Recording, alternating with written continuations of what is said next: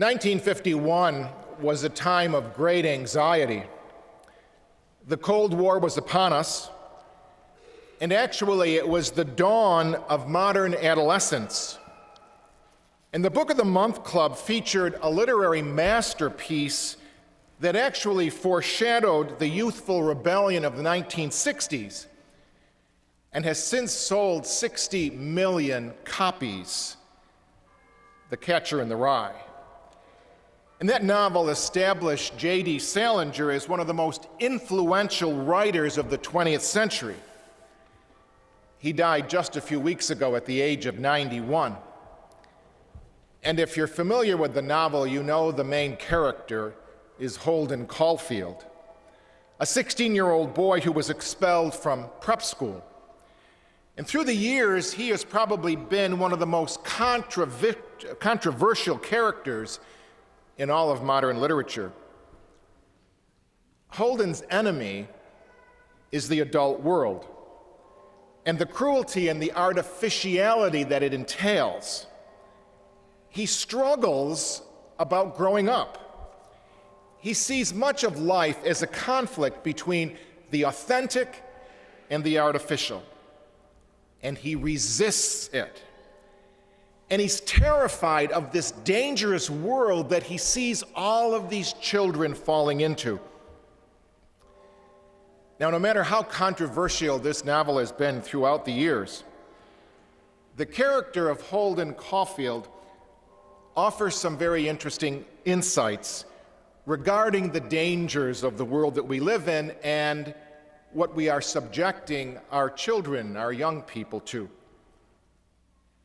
And it's just this kind of dangerous world that so terrified Holden Caulfield that the first Sunday of Lent, we see Jesus going into the desert to confront. Remember how that title of that book came about.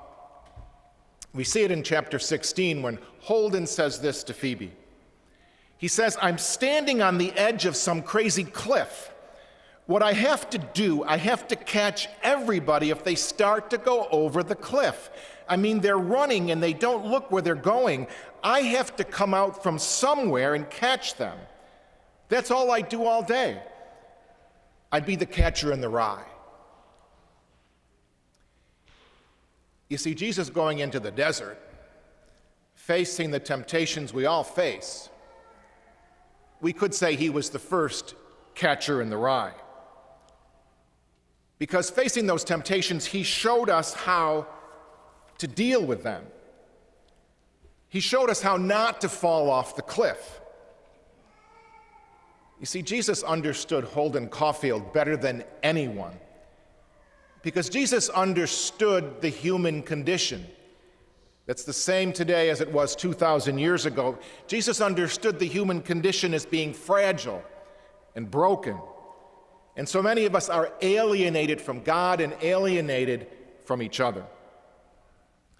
And Jesus saw that the programs for happiness, a term that's coined by the great spiritual writer Thomas Keating, those programs of self-centered concerns that have been built up around our instinctual needs, that have become the sources of motivation in so many of our lives for all that we do, we might call them our energy centers.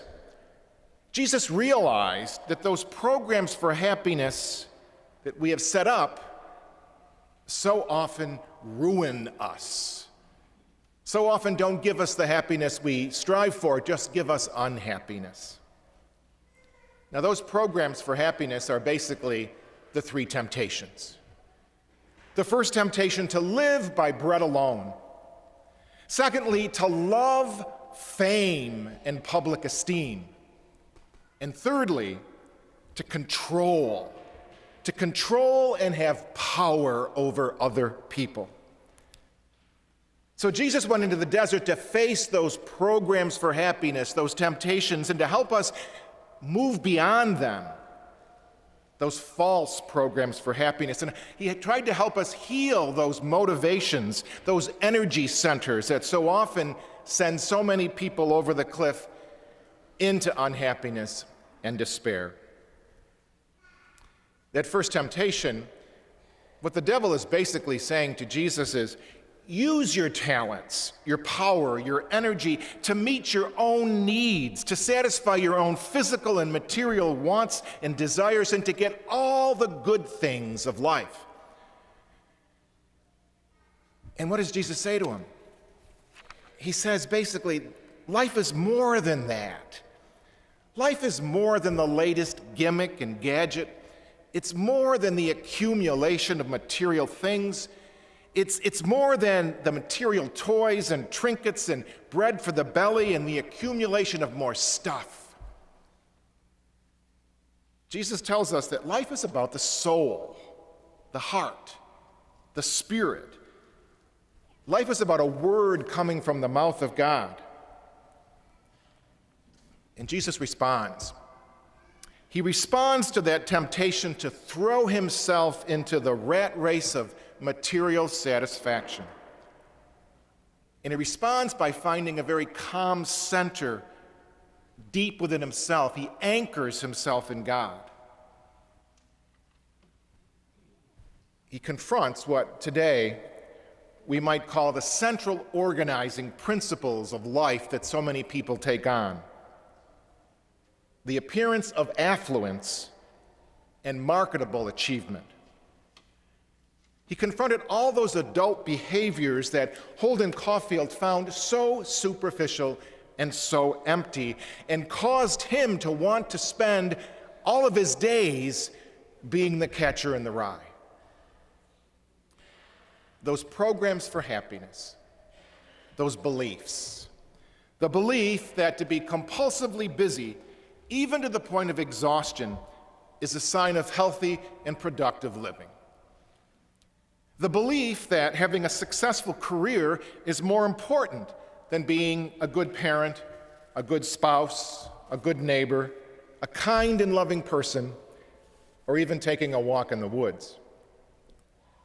The belief that good work is reducible to making money, and unpaid work, particularly in the home, is not really working.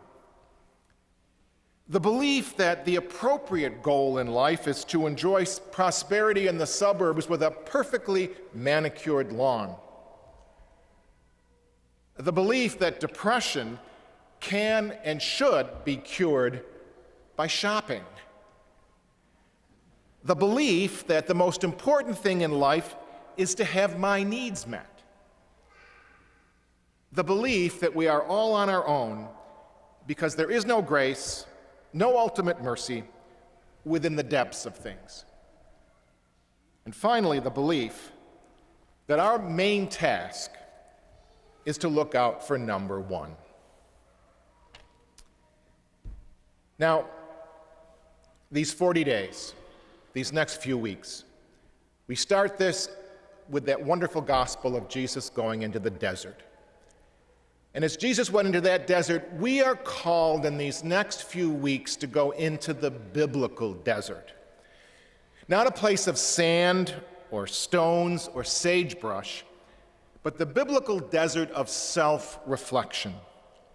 A time to ask ourselves, what is the central organizing principle of my life that I'm handing on to your children or mentees or whomever?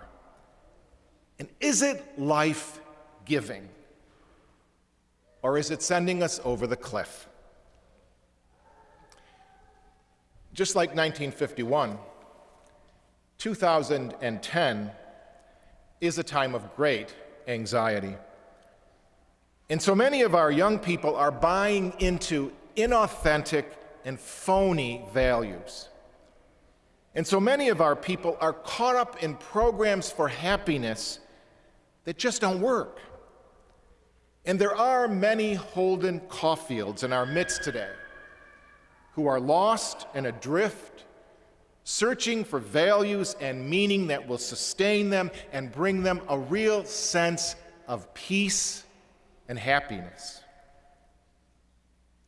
And these next 40 days, this Lenten experience is an opportunity that the church gives us to realize that The real catcher in the rye is Jesus Christ, who went into the desert to confront all that is false in our lives. So that's our challenge these next few weeks, this Lenten experience, is to go into the desert of reflection, to confront those programs of happiness in our lives, the ones that cannot possibly work, the ones that send us over the cliff, the ones that just don't give us any happiness, but end up so often causing us to despair.